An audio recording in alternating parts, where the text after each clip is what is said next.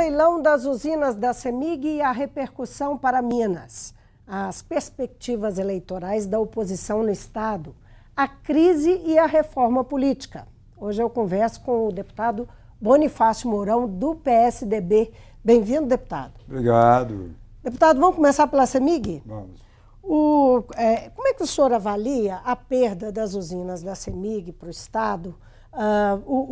As usinas foram leiloadas, né, recentemente pelo governo Temer, apesar da pressão das bancadas, tanto estadual quanto federal, sobre o governo Temer para tentar evitar. Olha, eu vou responder essa pergunta, mas eu estou saindo de reunião da Comissão de Saúde, onde eu sou membro titular, uma homenagem ao Outubro Rosa e muitas mulheres presentes, numa campanha muito bem feita da divulgação da importância da mamografia, do autoexame, do diagnóstico precoce. Então, nós estamos solidários nessa campanha extremamente importante. Mas, respondendo à sua pergunta, eu quero dizer que nós, mineiros, de todos os partidos, políticos ou não, nós estamos indignados com o leilão das usinas hidrelétricas da CEMIG. Isto, sem dúvida, foi um descaso do governo Temer com Minas Gerais. Então, nenhum de nós ficaria feliz com a situação dessa. A CEMIG, uma das maiores empresas hidrelétricas do mundo, não só do Brasil, sofrer uma situação como esta, ver 4 grandes usinas serem leiloadas como foram. Mas a culpa não é só do governo atual. Nós não podemos atribuir a culpa tão somente ao governo Temer. A culpa vem desde o tempo de Dilma Rousseff, quando era presidente da República, com aquela malfadada medida provisória número 579, que praticamente quebrou as grandes empresas hidrelétricas do Brasil. Foi uma medida extremamente demagógica que causou um prejuízo muito grande a todas essas empresas e, em razão disso, aos brasileiros de modo geral. E a consequência foi esta agora. A luta foi muito grande de todos nós, de todos os partidos, dos parlamentares, das pessoas de modo geral. Mas, infelizmente, o governo preferiu entregar as nossas usinas aos chineses, aos italianos e assim por diante. É lamentável. Agora, deputado, o governo Pimentel, ele culpa o governo anterior, o governo tucano de Anastasia, que em 2012, ele e outros governadores, outros 2 governadores tucanos, não assinaram o contrato que foi proposto, um novo contrato que daria direito a estender por mais 30 anos a concessão com novas regras, não é? E fez uma opção pelo caminho judicial. O governo Pimentel atribui essa responsabilidade aos tucanos. Atribui como uma forma de defesa do governo Pimentel. Não é só nesta área que põe culpa nos tucanos, não. Virou uma manta do PT colocar culpa nos governos anteriores. Sempre foi assim, o PT sempre foi assim. Até hoje fala que não faz obra nenhuma no Estado por causa dos governos anteriores. Sendo que Minas Gerais, de acordo com dados do governo federal do tempo da Dilma, do Ministério da Fazenda, foi o governo que deixou o melhor saldo orçamentário no valor de mais de 3 bilhões entre todos os estados brasileiros. Mas nesta situação específica, falando que eles não assinaram o contrato, não assinaram por quê? Porque o contrato foi proposto pela malfadada medida provisória 579 da senhora presidente Dilma Rousseff, que dava prejuízo tremendo a todas as empresas. Se Minas tivesse assinado esses contratos na época, o prejuízo seria muito maior. Nós iríamos perder mais usinas do que estamos perdendo agora. Então a culpa não é a culpa maior, sem dúvida, é o governo Dilma Rousseff, somada à culpa do governo atual, que deixou leiloar essas empresas. Agora, a base do governo Temer diz que, ou melhor, a base do governo Pimentel diz que o governo Temer, que inclusive é apoiado pelo PSDB hoje, poderia não ter feito esse leilão, poderia ter optado por, e não existia nenhuma obrigação legal de fazer esse leilão. Pois é, por isso é que nós estamos distribuindo a culpa entre o governo atual, o governo Temer, e o governo do PT de Dilma Rousseff. Agora, veja você, nós não podemos ficar aqui culpando somente um governo determinado. Quando o PSDB, por exemplo, fala que o PSDB apoia o governo Temer, uma parte do PSDB apoia. Mas quem votou no Temer? Não foi o PSDB, não. O PSDB não votou no Temer, não. Foi o PT que votou em Dilma para presidente e Temer para vice-presidente. Louvado e elevado de todas as formas por Lula, por Dilma, e acabaram elegendo o Temer vice-presidente. Hoje ele é presidente por causa disso. Deputado, agora isso aí dá uma boa deixa para a gente falar da política em Brasília e da questão da denúncia, né? O deputado federal Bonifácio Andrada, que é do seu partido, está sendo pressionado a abandonar a relatoria na CCJ, na Comissão de Constituição e Justiça, por uma parte do partido, por uma parte da bancada do PSDB, que não quer, que não gostaria de estar no governo, e o Bonifácio Andrada, ele é visto como um aliado do Temer, especialmente nesse episódio.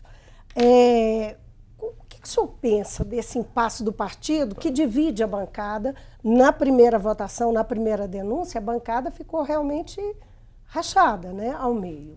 Tá. Quem nomeou o deputado Bonifácio Andrada como relator deste tema, dessa questão, foi o deputado Rodrigo Pacheco, que é o presidente da Comissão de Constituição e Justiça, e o próprio deputado Rodrigo Pacheco, que é um jurista ilustre, ele fala que nomeou que o deputado Bonifácio Andrada é um senhor constitucionalista, é um jurista respeitável e por motivos técnicos ele o designou. Como designou o relator na primeira denúncia também por motivos técnicos. Ele agora alega a mesma coisa. Então, o que está acontecendo? Aqueles que são contrários falam que não, que ele nomeou porque sabe que ele vai fazer um relatório favorável a Temer. Quer dizer, isso é um exercício de adivinhação. Mas pode ele fazer, já deu uma pista, né, de que ele não, tem uma pode fazer ou pode não fazer, mas que ele é um técnico, sem dúvida, e é um jurista respeitável. Se fosse uma pessoa desqualificada para as funções, tudo bem, mas ele tem toda a qualificação. O senhor acha que essa divisão da bancada lá na Câmara pode trazer consequências para o partido? Nós estamos em ano pré-eleitoral, isso pode criar problemas? Não, eu não vejo esse lado, não. Essa divisão é numa questão específica, nesse caso da denúncia, mas o PSDB sempre marchou unido e tem nomes qualificados para a candidatura à presidência da República, que com certeza irá lançar com boa possibilidade de chegar a um bom resultado. Agora, nós estamos vivendo uma crise política que vem se arrastando aí por mais de 2 anos. Essa crise política e todos esses episódios envolvendo escândalos, denúncias, que acompanham, né, esse período todo e que põem fogo nessa crise, atingiu lideranças, atingiu partidos, as principais lideranças e partidos no país. O senhor acha que as articulações eleitorais vão ser afetadas? Pensando no PSDB e no seu campo político, o senhor teme que isso possa afetar as articulações eleitorais para o ano que vem? Olha, não deixa de influenciar, sem a menor dúvida. Por quê? Porque o político basta uma investigação contra ele, não precisa nem denúncia. Investigação é o início. Todos os políticos, todas as pessoas podem perfeitamente ser investigadas. Então, mas o político basta a investigação que a imprensa já divulga e muitas pessoas já condenam. Então, esse tipo de influência, claro que pode existir. Mas partidos como é o caso do PSDB, que tem vários nomes de projeção nacional, com um trabalho muito importante para o país, feitos ao longo do tempo, como é o caso de Minas Gerais, de São Paulo e assim por diante de tantos outros estados, então o partido eu não vejo que ele seja afetado a ponto de prejudicá-lo no seu projeto de chegar à presidência da República, ao governo do Estado e assim por diante. O senhor acha que para o PSDB apoiar esse governo que é tão impopular, esse presidente que é tão impopular, pode afetar de alguma forma? Olha, o PSDB, a ala do PSDB que apoia um projeto de reconstrução do país, um projeto de reformas, e algumas reformas são absolutamente necessárias. A mudança do presidente da República não significa que o país, com estalar de dedo, vai melhorar de uma hora para outra. Essas reflexões precisam ser feitas com amadurecimento, com muita responsabilidade. Porque, por exemplo, o ministro da Fazenda, Henrique Meirelles, a meu ver, ele está no caminho certo. Tanto que acende uma luz no túnel, o desemprego está caindo, a inflação está baixando. Por quê? Porque ele está adotando medidas adequadas. nós precisamos de apoiar estas medidas. Nós não podemos simplesmente virar, já sou contra porque é do PSDB, sou contra porque é do PT. Não é por aí. Nós temos que ver o que vai salvar essa crise o quanto antes. Porque todos nós sabemos que esta crise que nós estamos vivendo não foi provocada na atualidade. Ela foi provocada há 12 anos atrás ou mais, desde o início do governo Lula.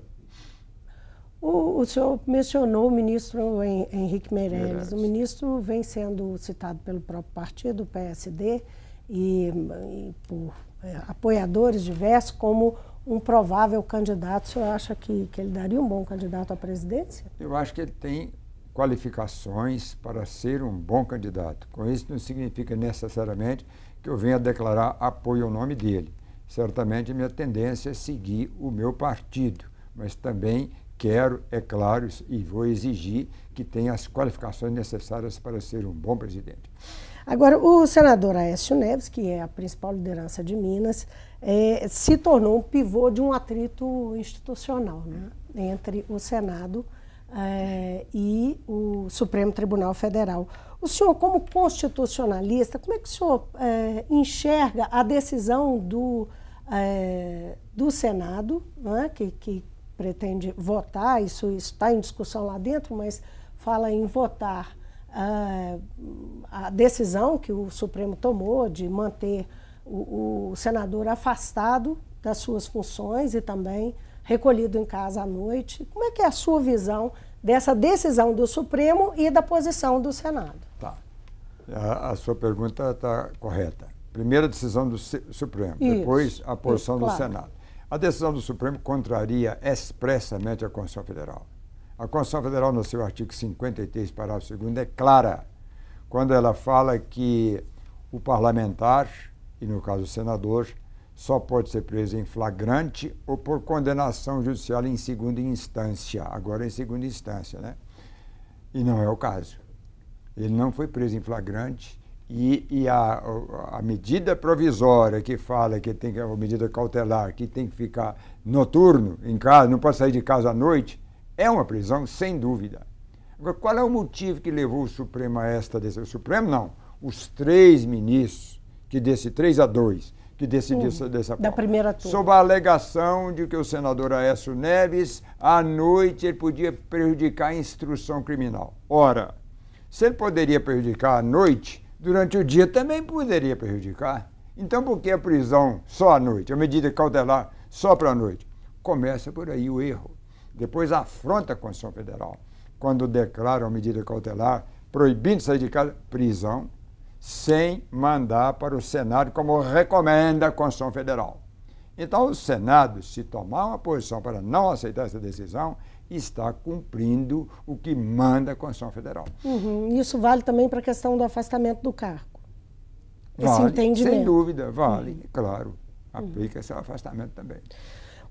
A Câmara não conseguiu aprovar, falando agora um pouquinho de reforma política, senão o tempo não vai dar, não conseguiu aprovar tudo que pretendia. Não é? Ainda está, no correr dessa semana, ainda tem matérias para serem discutidas, uma delas que é fundamental no entendimento do próprio sistema partidário e dos políticos, é fundamental que se aprove o fundo público de campanha, apesar de ser bastante polêmico, né? Como é que o senhor vê o custo, né, dessa reforma que não sai ou que está meio paralisada e que pode ficar devendo muita coisa para as eleições do ano que vem? Isso é uma preocupação para o partido? Primeiramente, eu vejo que a reforma política ela precisava ser feita visando o eleitor, visando a sociedade, o povo brasileiro, e não visando o interesse do político, do candidato, do parlamentar, para saber o que é melhor para ele se eleger. Não pode ser visto dessa forma. A reforma precisa ser vista dentro do interesse nacional, evidente. Isso eu lamento que não foi visto. Por quê? Não passou praticamente nada. Somente a cláusula de barreira e assim mesmo a questão dessa cláusula de barreira só funcionar a partir de 2020 para vereadores e não vai funcionar agora para deputados. A questão do distritão não foi aprovada. O distritão não é ideal, mas seria oportuno, porque, conforme todo mundo sabe, o distritão significa, no caso da Assembleia Legislativa, elege os 77 deputados mais votados. Não acontece um deputado perder com 56 mil votos e o outro ganhar com 25 mil votos. Isso aí não é uma aplicação correta da democracia. Nós estaríamos caminhando para o voto distrital ou distrital misto, que, a meu ver, é o ideal. O que interessa mais à população, como eu dizia no início? A população interessa mais votar nos candidatos que ele conhece melhor. E conhecer melhor, quem dá oportunidade, é o voto distrital. Ele vota no candidato da região dele, que ele convida, ele tem mais condição de cobrar do candidato a sua atividade. Mas a renovação também é mais difícil, não é, deputado? É mais difícil, mas, a meu ver, é um dos melhores sistemas que nós temos, que vai mais ao encontro do interesse do povo, do eleitorado de um modo geral. E isso, infelizmente, não aconteceu. Não aconteceu por quê? Por causa do jogo de interesse existente no Congresso Nacional. O senhor disse recentemente que tem esperança que o senador Antônio Anastasia recue da decisão dele e aceite ser candidato do PSDB ao governo de Minas. Por que o senhor acha isso? Que sinais que o senador deu que fez o senhor acreditar que ele pode recuar? Primeiramente, eu quero dizer que nós estamos trabalhando pela candidatura do Diniz Pinheiro para futuro governador de Minas.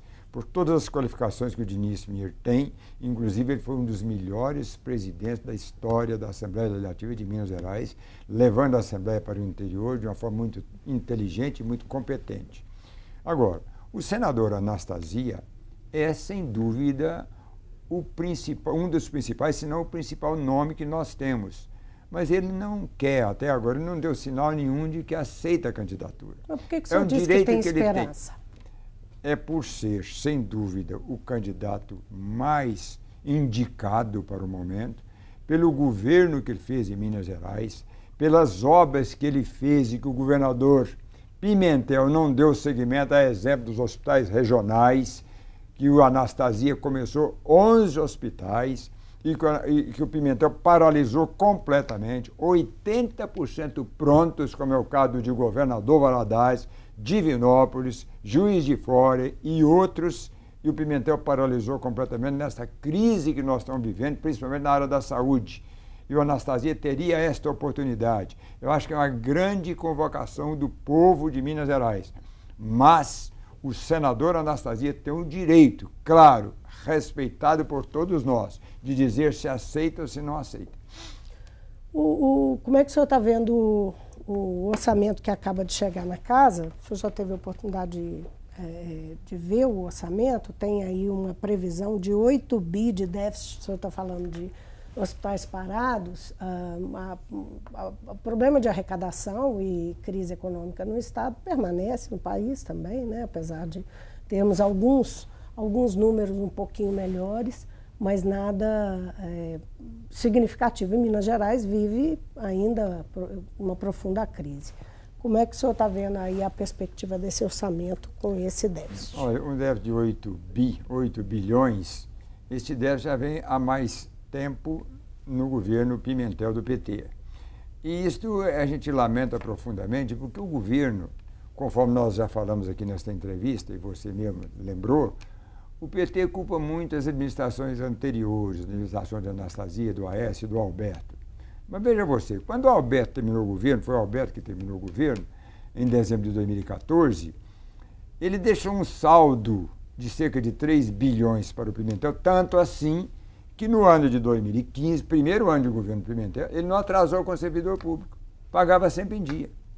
Agora, quando ele teve a herança de si mesmo, que já foi em 2016, começou a atrasar a folha dos servidores, está escalonando pagamento, não está pagando nas datas escalonadas e assim por diante. E, ao mesmo tempo, não está fazendo obra. Eu acabei de citar o caso dos hospitais regionais, das UPAs. Ora, os hospitais regionais precisam terminar, porque seria uma contenção do interior para a capital, das pessoas que não têm condições, não têm Unimed, não têm plano de saúde e que podem tratar dos seus problemas de saúde na sua região, nas cidades polos. Os hospitais regionais estavam sendo construídos com esse objetivo no governo Anastasia. E o Pimentel não deu nenhum segmento. Quer dizer, déficit de 8 bilhões de reais é, sobretudo, incompetência de um governo. Deputado, só para retomar um assunto que eu acabei largando para trás aqui, eu não perguntei para o senhor qual que é a expectativa que o senhor tem da votação no plenário do Senado, sobre o caso do senador Aécio Neves. O Senado, há um tempo atrás, tomou a decisão de acompanhar a decisão do Supremo, né, no caso do Delcídio. E agora? O que o senhor imagina que vai acontecer? Um erro não justifica o outro. Nós falamos aqui no correio da entrevista que a Constituição Federal foi rasgada. Aqueles 3 ministros que votaram desta forma, votaram contrariamente ao que dispõe a Constituição. Tanto que o Senado, se o Senado entender que não deve acatar, está cumprindo a Constituição Federal. Entre a lei e entre a lei máxima, que é a Constituição Federal, e a decisão do Supremo, quem fica com a Constituição Federal está no caminho certo, sem a menor dúvida. Assim como o Supremo vai reunir no dia 11, e eu tenho convicção que o Pleno do Supremo vai corrigir esse erro desses 3 ministros. O senhor acha que pode haver uma crise? Ou o senhor não, acha que não vejo crise por esse lado. O STF pode, recuando, conter essa crise? Não, aí já está, inclusive, havendo o diálogo da presidente Carmen Lúcia do Supremo com o presidente do Senado, o senador Eunício. Então, isso aí, errar, todos erram. Basta corrigir o erro e continua naturalmente o entendimento. Deputado, muito obrigada pela presença no Mundo Político. Obrigado a você, obrigado a todos vocês. Eu conversei com o deputado estadual Bonifácio Mourão, do PSDB. Falamos aqui de CEMIG, falamos de perspectivas eleitorais, também sobre a situação que envolve o senador Aécio Neves como pivô de um atrito entre o Supremo Tribunal Federal e o Senado, enfim, que é uma decisão que deve ocorrer nesses dias, nos próximos dias, essa semana talvez. Enfim, passamos por vários assuntos com a presença do deputado aqui conosco. O Mundo Político fica por aqui. Obrigada por nos acompanhar e até o próximo programa.